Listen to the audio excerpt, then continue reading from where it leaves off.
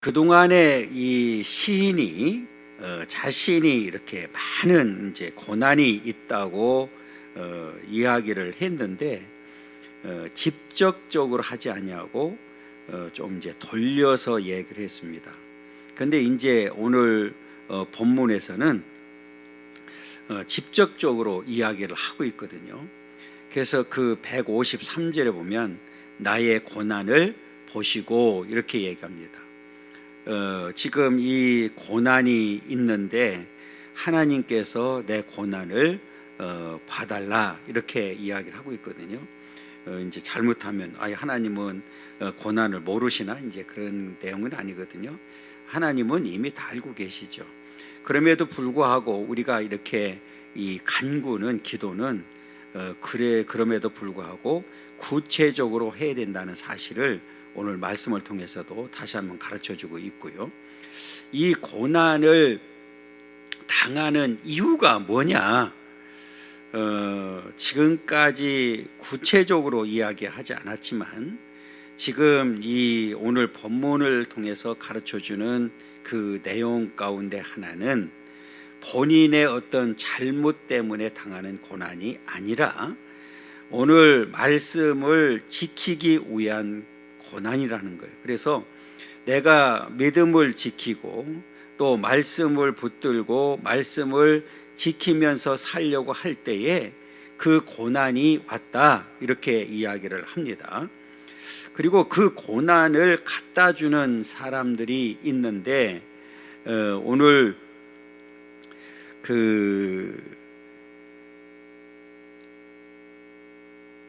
157절에 보면 나를 핍박하는 자들과 나의 대적들이 많으나 이렇게 얘기합니다. 여기서 이제 원어를 보면 복수로 돼 있어요. 그러니까 지금 이 시인을 둘러싼 대적들이 핍박하는 자들이 겹겹이 둘러싸고 있다. 이제 이런 의미입니다.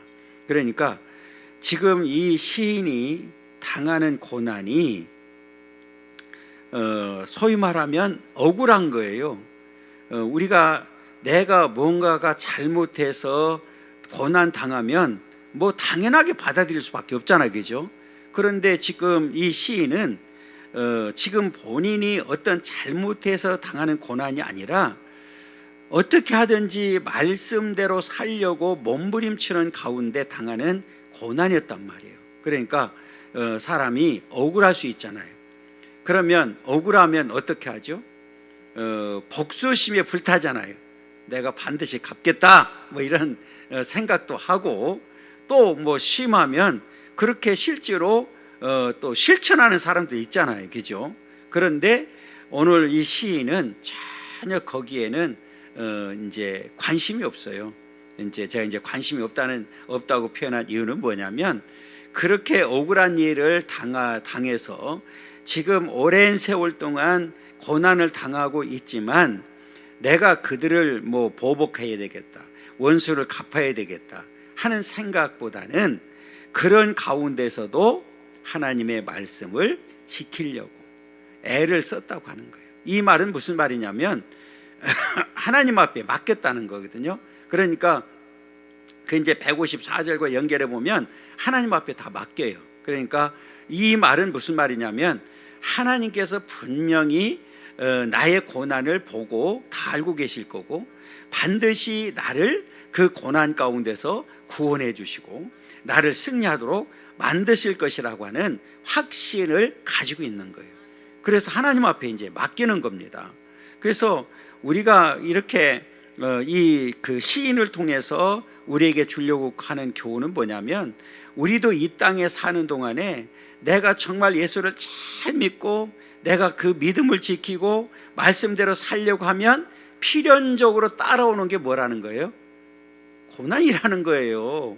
이걸 지금 가르쳐 주는 거예요. 그러니까 이 그 오늘 본문에서뿐만 아니라 그 뒤에 그 보면 디모데 후서 3장 12절 이제 한번 보겠습니다. 신약성 346쪽인데요. 디모데 후서 3장 12절 보면 이렇게 되어 있습니다. 제가 읽겠습니다.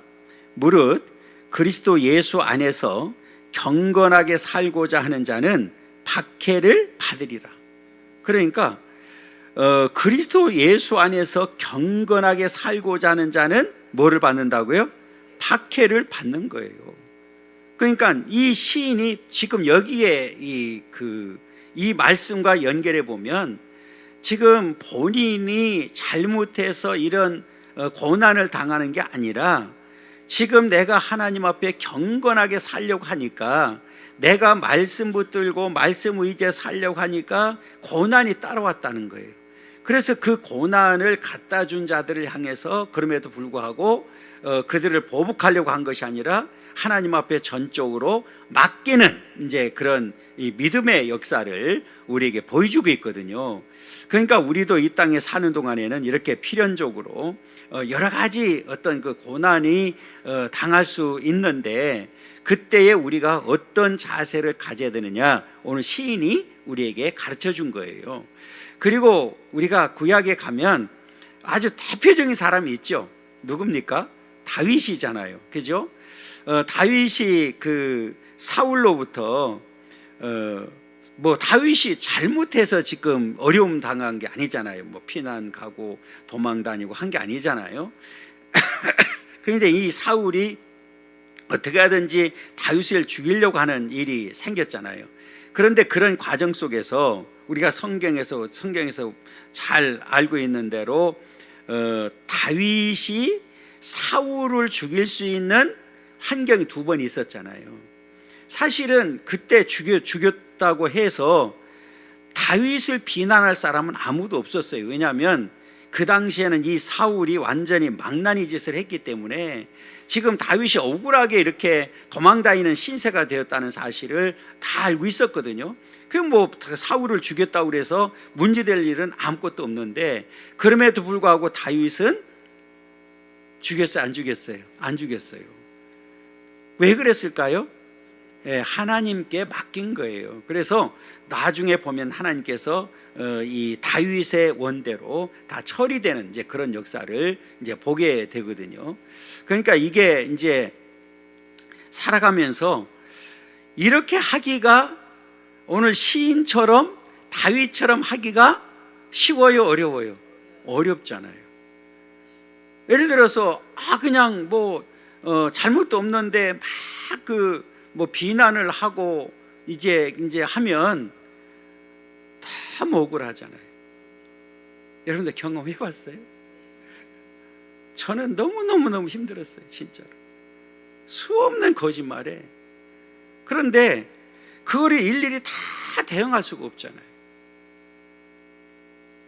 근데 제가 더 힘들었던 이유는, 우리 뭐 제가 교회 와서처럼 이제 그 중간에 오신 분들 잘 모르겠지만, 그 거짓말을 노예 목사님들이나 총회 목사님들이 그대로 믿는다는 거예요. 그게 더 힘들었어요. 그런 거 무슨 이거 뭐 변명할 여지도 없는 거예요.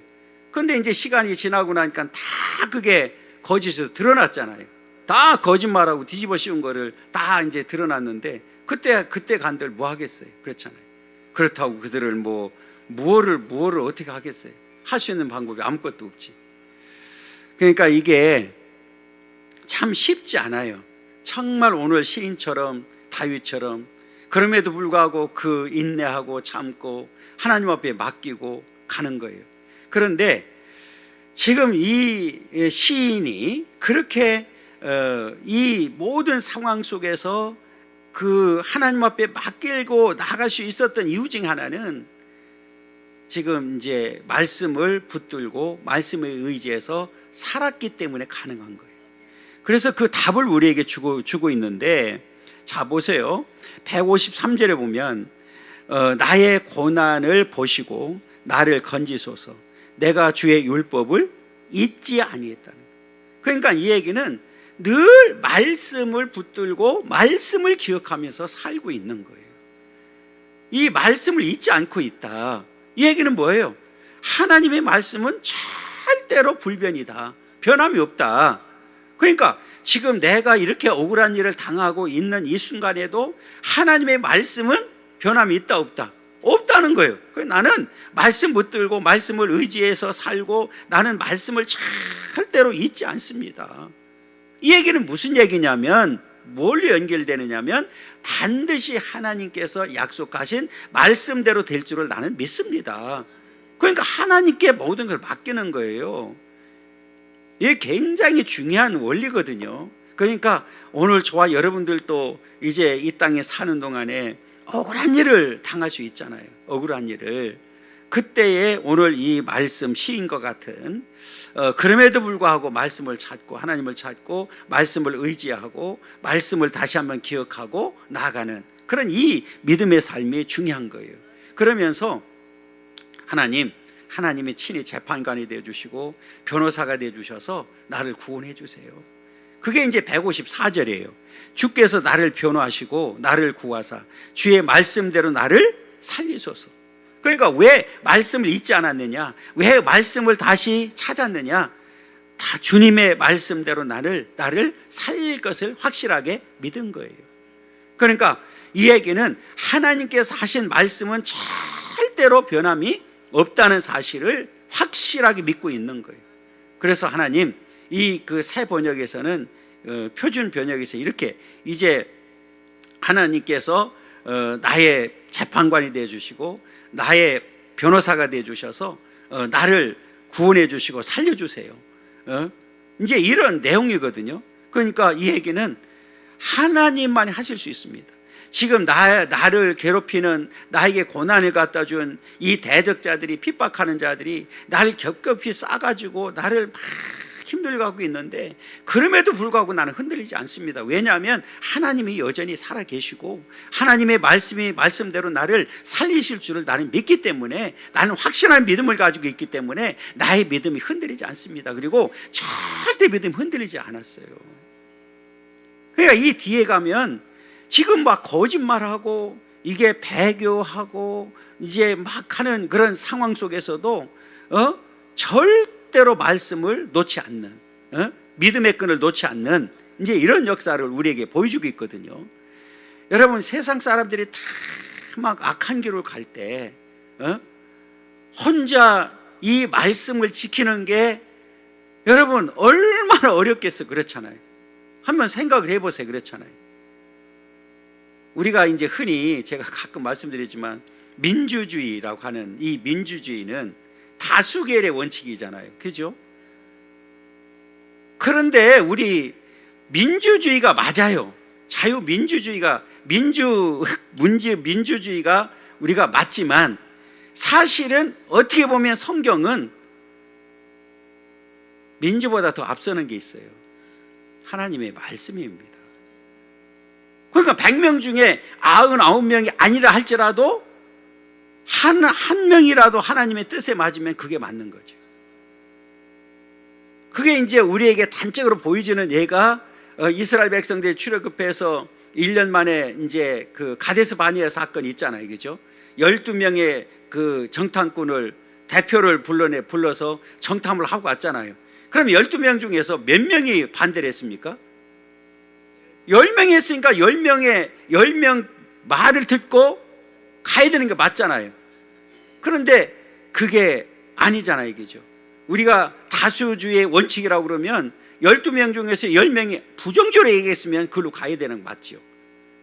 그런데 결론은 성경은 여호수아와 갈렙의 말을 들었단 말이에요. 그 사람들의 믿음을 칭찬했단 말이에요. 왜 그래요? 하나님의 뜻이니까. 이제 이게 중요한 거예요. 그래서 우리가 하나님 앞에서 우리 어떤 이 믿음과 자세를 갖느냐가 굉장히 중요한데, 오늘 우리는 이 말씀대로 되어진다고 하는 사실, 그렇기 때문에 우리는 이 말씀에서 벗어나면 안 되는 거죠. 그러니까 오늘 우리 하나님의 교회는 가장 중요한 기준이 말씀입니다. 그죠? 그러니까 제가 늘 말씀드리지만 수많은 사람들이 이게 옳다고 한다 할지라도 성경에서 벗어났다고 하면 맞아요, 안 맞아요? 안 맞는 거죠. 그럼 목숨을 걸고 우리가 뭐 해야 돼요? 지키고 가야 되는 게 맞는 거예요. 아니, 그래서 순교자가 나오는 거죠. 그렇잖아요.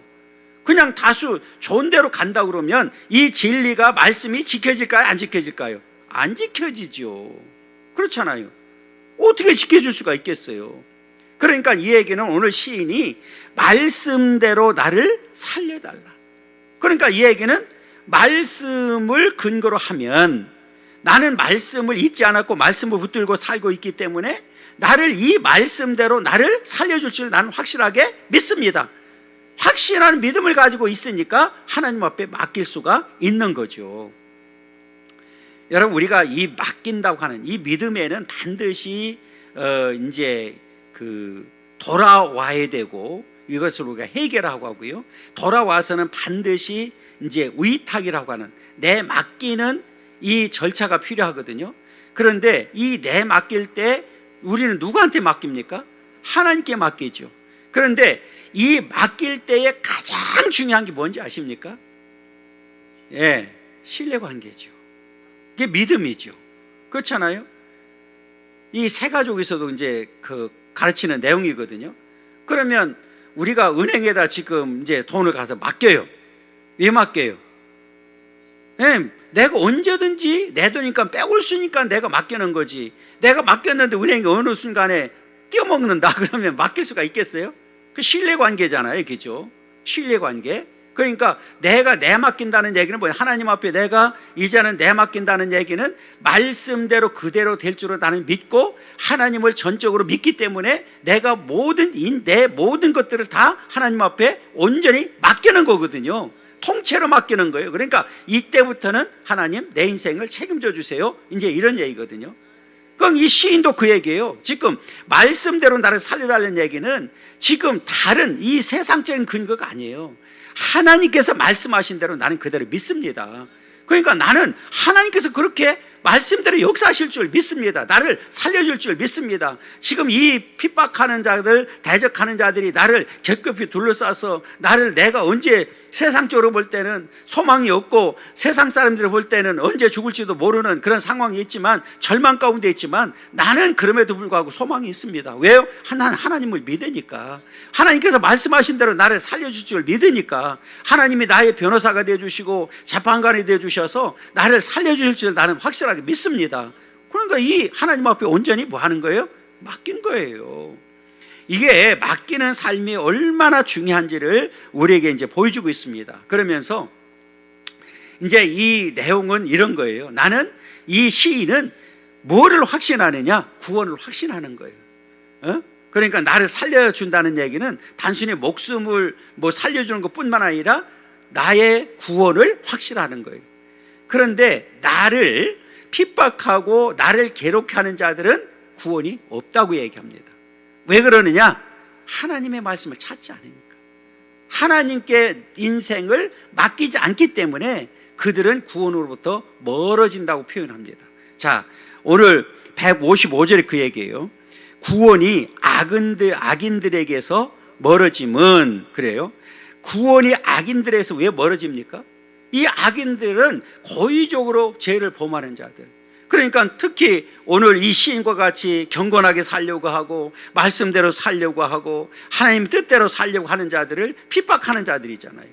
그러니까 이들은 당연히 말씀에서 떠날 수밖에 없고 하나님과 관계없는 삶을 살게 되고, 관계없는 정도가 아니라 오히려 하나님과 원수된 관계가 되기 때문에 구원에서 뭐 할 수밖에 없어요? 멀어질 수밖에 없는 거죠.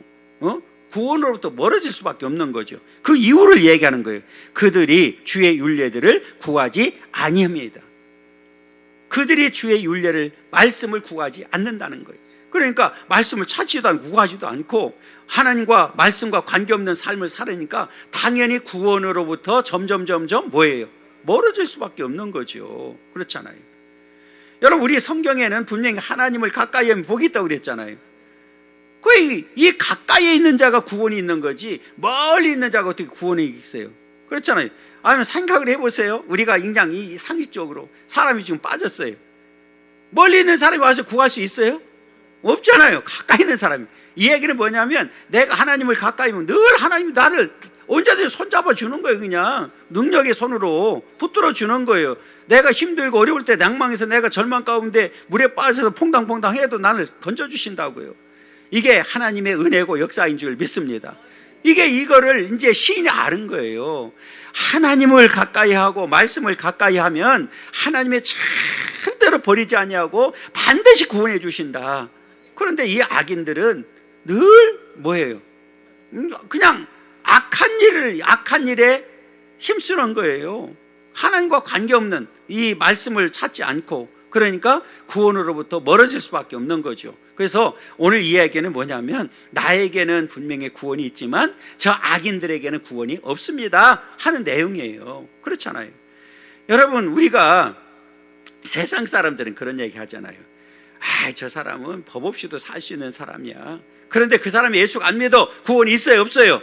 없어요. 그렇잖아요. 구원이 있을 수가 없지요. 그러니까 오늘 왜 우리가 하나님을 찾아야 되고 말씀을 찾아야 되고 예수님을 가까이 해야 되는지를 우리에게 분명하게 이제 가르쳐 주고 있습니다. 그래서 우리 말씀을 늘 이제 오늘 말씀처럼 이제 잊지 않고 우리는 구하는 자들이 돼야 됩니다. 그런데 이 악인들은 말씀에서 벗어난 그런 상태이기 때문에 오늘 구하지 아니한다. 그러면서 156절에 보면 여호와여 주의 긍휼이 많으오니 주의 규례들에 따라 나를 살리소서. 이 긍휼이 많으신 긍휼, 이제 한마디로 말하면 하나님의 이제 뭐 자비, 사랑 뭐 이런 것들이잖아요. 이 풍성하다는, 이 많다고 하는 얘기는 풍성하다는 얘기거든요. 그러니까 오늘 나를 살려주는데 말씀뿐만 아니라 하나님의 큰 그 사랑으로 인해서 나를 살려달라고 이렇게 이야기를 합니다. 여러분, 오늘 저와 여러분들을 향해서 하나님이 뭐라고 선언했느냐? 하나님은 사랑이시다. 그죠? 성경에 보면 하나님 뭐라고 그랬어요? 사랑이시다 그랬어요. 그러니까 오늘 그 사랑으로 인해서 저와 여러분들을 선택했고 저와 여러분들을 여기까지 인도해 주셨고 앞으로도 반드시 승리하도록 역사하실 줄 믿습니다. 그래서 우리 하나님의 사랑을 이야기할 때 뭐 그 크신 하나님의 사랑 우리가 찬송을 부르잖아요. 이게죠. 뭘로 표현할 수 없는 그 사랑을 우리가 찬송하게 되거든요. 그러니까 인간의 언어로는 우리 하나님의 그 큰 이 긍휼 사랑을 우리가 표현할 수가 없어요. 그러니까 이 시인이 그걸 알고 있는 거예요. 하나님의 사랑의 긍휼이 얼마나 풍성한지를 지금 알고 있거든요. 그러니까 그 하나님의 큰 긍휼하심과 그게 말씀의 근거에서 나를 좀 살려주세요. 이렇게 얘기하는 거예요. 그러니까 이 얘기는 지금 세상 사람들이 볼 때는 여러분 지금 고난당하니까 그 지금 앞에 말씀드렸던 대로 시인이 잘못해서 고난당하는 게 아니라 하나님을 사랑하고 하나님을 경외하고 하나님을 잘 섬기려고 하고 말씀대로 살려고 하기 때문에 지금 고난당하는 거잖아요. 그러면 이 고난을 주는 사람뿐만 아니라 많은 사람들이 볼 때 저 사람 저렇게 열심히 뭐 교회도 가고 오늘날로 얘기하면 교회도 가서 봉사도 하고 열심히 사는데 왜 저런 고난을 당하지? 이럴 수 있잖아요. 이게죠. 그러면 그런 말을 들었을 때에 어떤 생각이 들까요? 사람이기 때문에 마음이 좀 흔들릴 수도 있잖아요. 그런데 이 시인은 그런 소리 안 들었겠어요? 그렇잖아요. 그런데 그런 상황에서 뭐라고 했냐면 여호와여 주의 긍휼이 많다. 하나님의 그 자비하시면 사랑이 너무 크다. 이렇게 지금 표현하고 있거든요.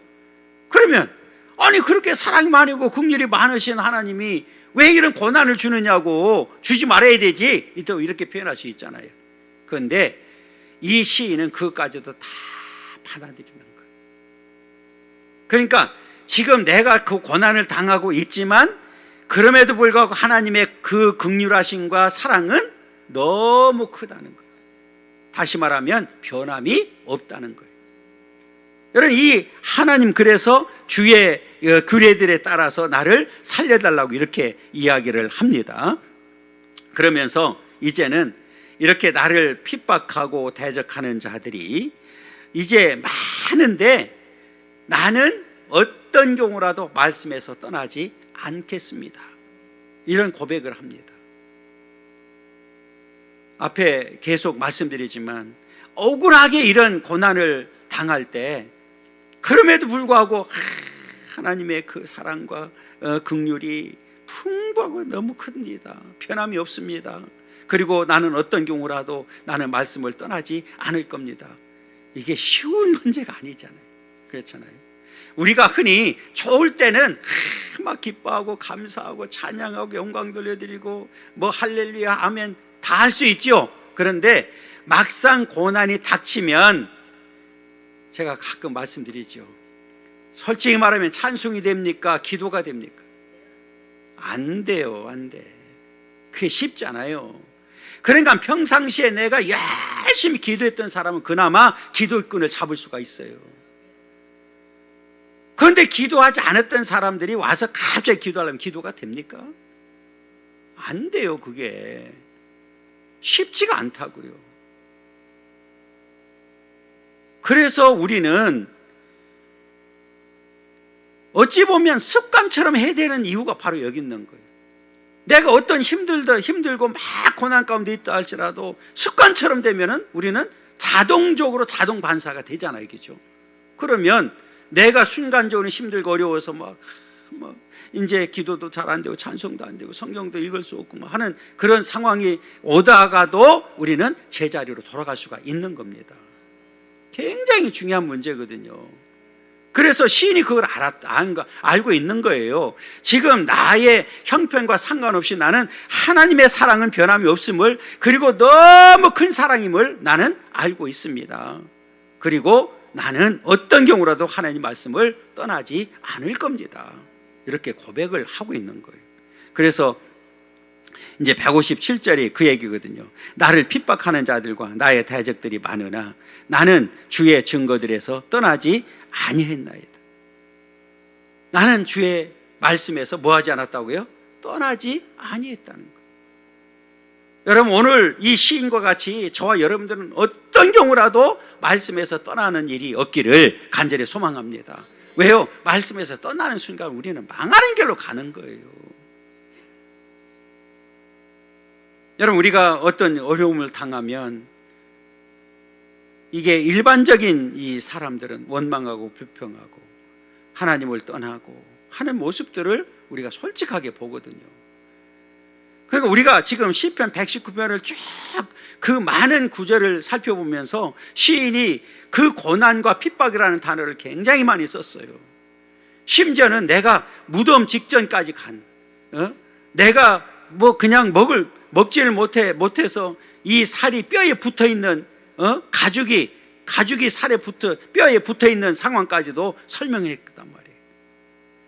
그런 가운데서도 여전히 나는 뭐를 하고 있어요? 말씀을 지키고 있는 거예요. 왜? 거기에만 능력이 있고 거기에만 구원이 있다는 사실을 알고 있기 때문에.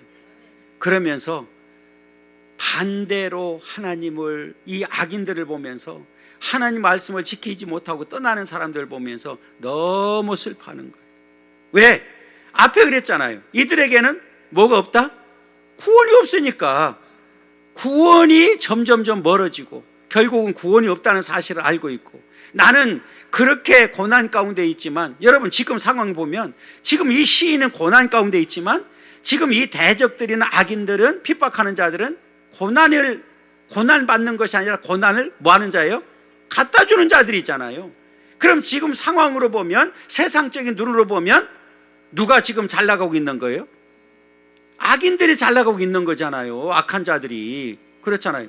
이 악인들이 잘 나가는데 그거를 지켜보고 있는 이 시인은 절대로 나는 말씀을 떠나지 아니할 거고, 그리고 나에게는 구원이 있지만 그들에게는 구원이 없다는 사실을 지금 선언하는 거예요. 자, 오늘 158절 보세요. 주의 말씀을 지키지 아니하는 거짓된 자들을 내가 보고 슬퍼하였나이다. 주의 말씀을 지키지 아니하는 자들, 또 거짓된 자들, 이거는 한마디로 말하면 배교자들입니다. 배신자들이죠. 그러니까 마지막 때에, 성경에 보면 마지막 때가 되면 될수록 배교자들이 어떻게 된다고 그랬어요? 많아진다고 그랬어요. 그러니까 여러분, 끝까지 믿음을 지키는 일이 어려운 거예요. 그것을 우리가 예를 들 때마다 하는 게 뭐냐면, 이스라엘 백성들이 출애굽해서 광야를 갔는데 1세대들이 다 망해버렸어요. 왜? 불신했기 때문에. 원망하고 불평하다가. 그렇잖아요? 뭐 심지어는 고라자손 같은 경우는 그냥 땅이 갈라져서 그냥 생채로 다 묻어버리는 일이 생겼고, 그리고 여호수아와 갈렙만 남았어요. 그 많은 사람이 출애굽했는데 결론은 2사람 남은 거예요. 2사람. 그렇잖아요.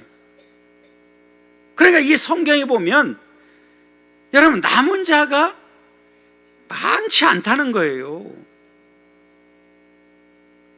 이 성경의 결론은 남은 자라고 그랬잖아요. 그러니까 오늘 저와 여러분들은 어찌하든지 이 시인처럼 끝까지 말씀을 잘 지켜서 이제 구원의 완성을 이루고 반드시 남은 자 되어야 됩니다. 왜요? 남은 자에게만 하나님의 약속을 따라서 그 나라를 유업으로 물려받을 수가 있기 때문에 그런 거예요. 그래서 오늘 이 시인이 그렇게 고난을 당하고 막 핍박을 당하고 인간적으로 볼 때는 살 소망까지 없는 그런 상황 속에서도 하나님의 사랑이 너무 크고, 그 다음에 나는 하나님 말씀을 떠나지 않을 거라고, 나는 지킬 거라고, 그리고 나는 말씀을 기억한다고 이렇게 고백하는 이유가 여기 있는 거예요. 이 얘기는 뭐예요? 나는 하나님을 떠나서, 말씀을 떠나서는 살 수 없음을 고백하는 겁니다. 여러분, 정말 예수를 믿고 난 다음에 오늘 이 시인과 같이 정말 하나님 없이는, 말씀을 떠나서는 살 수 없음을 정말 믿고 고백합니까? 여러분, 오늘 이 시인의 믿음과 고백이 바로 저와 여러분들의 믿음되고 고백되기를 간절히 소망합니다. 앞으로 사람이 어떤 환경이 오든지, 어떤 고난이 오든지, 핍박이 오든지, 나는 하나님을 떠나서는, 말씀을 떠나서는 살 수 없습니다. 나는 그래서 어떤 경우라도 나는 말씀을 끝까지 지키기를 원합니다. 왜?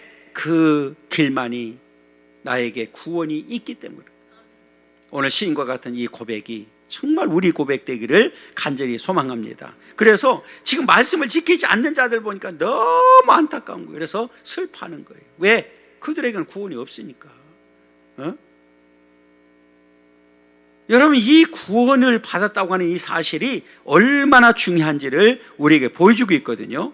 자, 그러면서 159절에 보면 내가 주의 법도들을 사랑함을 보옵소서. 이 얘기는 뭐예요? 나는 말씀을 지금 뭐 하고 있어요? 사랑하는 거예요. 말씀을. 다른 것을 다 떠나서 내가 지금 인간적으로는 너무 고난 가운데 있고 핍박을 당하고 힘든 가운데 있지만, 그럼에도 불구하고 나는 하나님의 말씀을 뭐 하고 있어요? 사랑한다는 거예요. 하나님 알고 계시죠. 내 고난도 지금 보고 계시죠. 그리고 내가 지금 이런 상황 가운데 있지만 내가 하나님의 말씀을 사랑하는 것을 하나님을 알고 계시죠. 보고 계시죠. 이제 그 얘기예요. 이 얘기는 지금 자신 있게 고백하는 거예요. 하나님 앞에 자신 있게 나의 상황을 그대로 알리는 거예요. 내가 주의 법도들을 사랑함을 보옵소서. 여호와여 주의 인자하심을 따라 나를 살리소서. 인자하심, 헤세드, 사랑.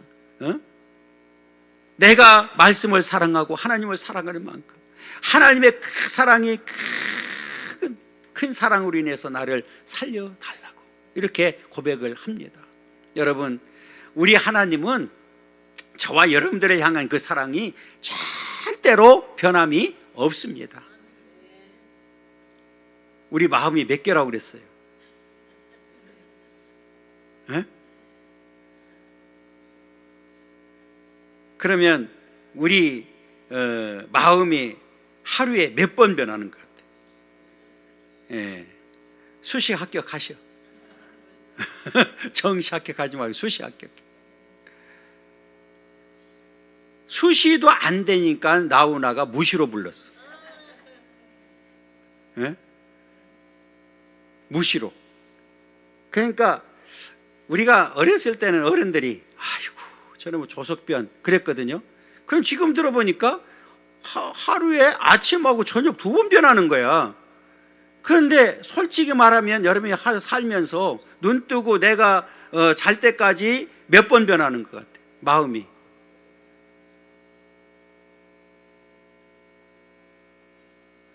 오늘부터 쉬어봐. 쉬다가 죽을 거야. 응? 몰라요, 몰라. 그러니까 이게요, 분명히 우리가 마음은 하나인데, 그런데 성경에 보면 또 두 마음 품지 말래. 그죠? 지금 이 자리에 앉아 있으면서도 마음이 제가 가끔 얘기하잖아. 이게 내가 분명히 오늘 이제 그런 분들 있잖아. 내가 오늘 예배 마치고 어디 빨리 가야 되는데 그날따라 설교가 길어. 그럼 딱 시계 보는 순간부터 설교가 들어온다 안 들어온다. 아, 경험자들이야. 경험자들이 그날따라 길어. 그러니까 이게 막 그때부터는요, 이게 설교가 들어오는 것이 아니라 짜증나기 시작한대요. 응? 그러면 그 다음부터는 목사가 어떻게 보일까? 아이고, 어떻게 보일까 그랬는데 벌써 미워한다 그러잖아. 그러니까 궁시렁 거지 말고 권사님도 미워해, 뭘 안 해. 그러니까 이게요, 사람이 그런 거요. 그게 이 마음이라고 하는 것이 수시로 변할 수 있거든요. 그런데요, 이 시인의 마음은 우리가 지금 그 수요일 119회를 계속 지금 해왔잖아요. 여러분, 하나님을 향한 그 말씀을 사랑하는 이 사랑이 여러분 정말 변함이 있어요, 없어요? 없어요. 그 말씀 붙들고 살려고 얼마나 몸부림치는지. 여러분, 이 시인도 우리와 똑같은 사람이잖아요. 그러니까 시인이 왜 갈등이 없겠어요? 이런 고난을 당할 때 왜 이 원수들을 저거 그냥 가서 그냥 한 번 하고 싶은 마음 왜 없겠어? 그럼에도 불구하고 꾹꾹 참으면서 하나님 앞에 맡기고 말씀을 떠나지 아니하고 그 말씀을 지키려고 애쓰는 이 모습을 우리에게 지금 보여주고 있거든요. 이런 믿음의 삶이 오늘 저와 여러분들의 삶이 되기를 원하고요. 그래서 우리는 말씀을 사랑해야 되고요. 그렇게 되면 하나님께서 그 사랑으로 인해서 저와 여러분들을 붙들어 주시고 인도해 주시고 궁극적으로 승리하도록 역사하실 줄 믿습니다. 이 시인의 이 고백이 얼마나 중요한 고백인지를 우리에게 보여주고 있고요. 그 다음에 주의 말씀의 강령은, 이 강령은 진리이다 그래서 이 강령이라는 단어가 이게 어떻게 설명하느냐에 따라 달라지는데 이 원어적으로 보면 두 가지 의미가 있더라고요. 저도 이게 강령이 뭐야, 이게 무슨 그런데 하나는 그 총계라는 의미가 있고요, 하나는 이제 시작이라는 의미가 있어요. 그런데 두 가지 의미가 다 같아요. 사실은 이 하나님의 말씀은 부분적으로 진리가 아니고 전체가 진리라는 의미를 가지고 있고, 이 총계라고 하는 의미를 썼을 때는, 시작이라고 하는 의미를 썼을 때는 처음부터 말씀이 시작부터 지금까지 뭐예요? 진리라는 거예요. 이해가 됐어요? 그러니까 뭐 어떻게 해석하든지 어떻게 하든지 같은 의미더라고요. 그러니까 하나님의 말씀은 전체가 뭐예요? 진리고, 하나님 말씀은 말씀을 하실 때부터 시작부터 아예 끝까지 뭐예요? 진리라는 거예요. 여러분, 우리 사람은 내가 아무리 진실하게 살려고 해도 우리가 내뱉은 말 전체가 다 진짜다 하는 사람 손 들어봐. 나뿐이 없네. 아무도 안 들었어. 여러분, 사람이 살아가면서 내가 한 말 전체가 다 나는 거짓말 하나도 없다고 하는 사람 이 세상에 있을까요, 없을까요? 그런데 이 시인은 하나님의 말씀만큼은 전체가 아예 시작부터 뭐라고요? 진리라는 거예요. 진리는 절대로 변함이 없는 거잖아요. 오늘 하나님 말씀은 그래서 진리인 줄 믿습니다. 그러니까 우리가 믿을 수 있는 거지. 아니 진리가 아닌 걸 우리가 어떻게 믿겠어요? 내가 한 말처럼 맨날 뭐 하고도 아니고 뭐 하고도 뭐 거짓말이 되고 이런다고 하면 뭐라 하겠어요? 그렇잖아요. 그래서 오늘 이 시인이 왜 하나님 말씀을 내가 붙들어야 되고 그 하나님을 떠나면 안 되는지를 보여주는 거예요. 왜? 하나님 자체가 진리이고 오늘 하나님께서 말씀하신 말씀이 진리이기 때문에 떠날 수가 없는 거예요. 나의 형편과 상관없이 나는 그 진리를 뭐 할 수가 없어요? 떠날 수 없다는 사실을 지금 고백하고 있는 겁니다. 그러면서 주의 의로운 모든 규례들은 어떻다고요? 영원히 없어지지 않아요. 그러니까 성경에 1.1이라도 빼거나 더하지 말라고 그랬어요. 절대로 변하지 않습니다. 우리 하나님, 이 세상은 다 없어져도 우리 하나님의 말씀은 영원히 존재하는 거예요. 이해가 됐죠? 예, 그래서 시인이 그 영원하신 하나님 말씀, 절대로 변함이 없는 하나님 말씀을 붙들고 살려고 애를 쓴 이유가 바로 여기 있는 거예요. 오늘 저와 여러분들도 이 시인과 같은 그런 믿음 있기를 간절히 소망합니다.